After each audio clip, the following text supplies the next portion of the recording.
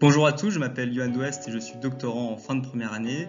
Dans une vidéo précédente, je vous avais parlé de mon parcours universitaire et désormais j'aimerais vous présenter plus en détail le contexte de ma thèse et les enjeux du programme Bioremia.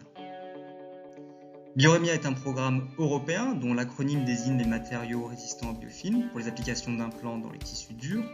Son principal objectif est de réduire les infections associées aux biomatériaux des implants médicaux en luttant notamment contre l'adhésion des bactéries sur la surface des implants pour empêcher leur prolifération sous forme de biofilms et ainsi préserver le patient d'une potentielle infection.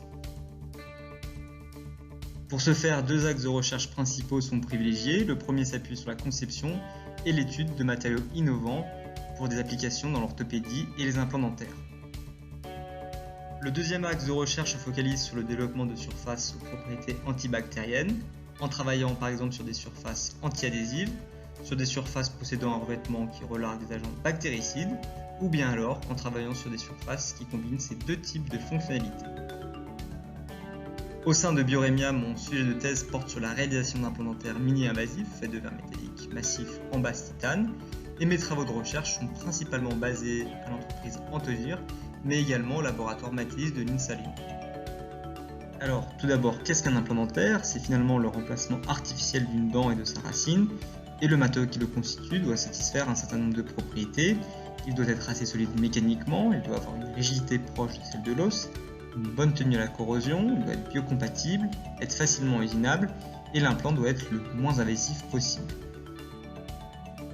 Ensuite, qu'est-ce qu'un verre métallique? A contrario des alliages cristallins conventionnels qui présentent une structure cristalline ordonnée, les verres métalliques ont subi un refroidissement extrêmement rapide depuis leur état liquide jusqu'à leur état solide, permettant de figer leur structure dans un état dit désordonné.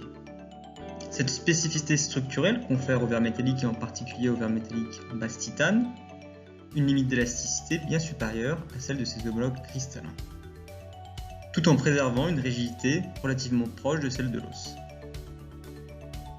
De plus, l'absence de joints de grain ou de dislocation dans leur structure leur donne une résistance à la corrosion généralement meilleure.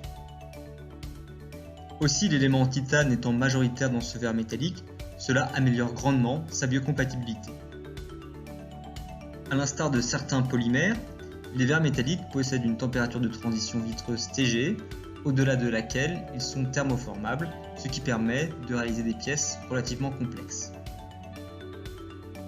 Bien que les verres métalliques en base titane répondent à la plupart des critères nécessaires pour faire des implants dentaires, la question est maintenant de savoir si on peut effectivement réduire la taille des dispositifs en utilisant ce matériau.